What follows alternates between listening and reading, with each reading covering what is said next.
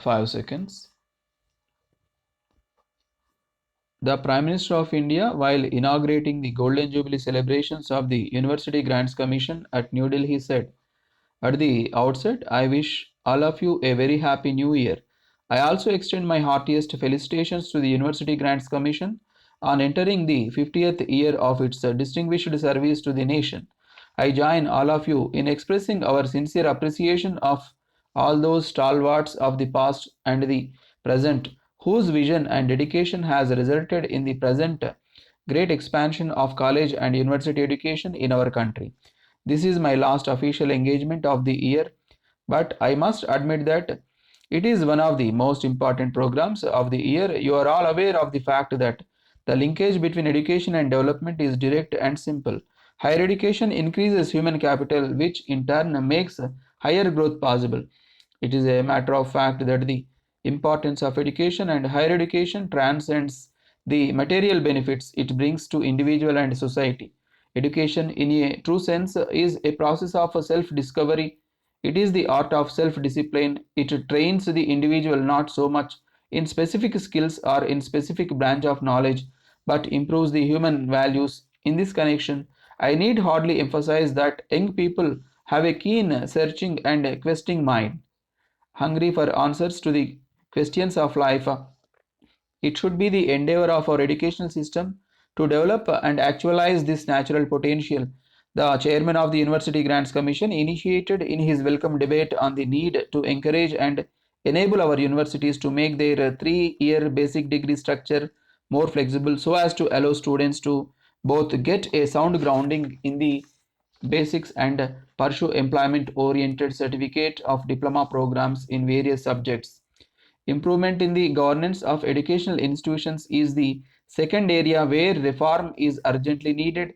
Generally speaking, our vice chancellors, senate members, college principals, and senior officers have to spend a lot of their precious time and energy on routine and general matters and not on tasks that deliver better academic performance.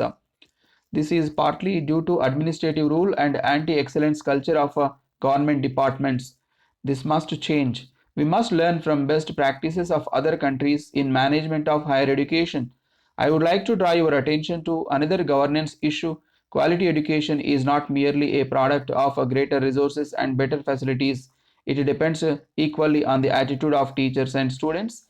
In this context, I cannot but express my anguish over the atmosphere of indiscipline and non-seriousness that pervades many college and university places.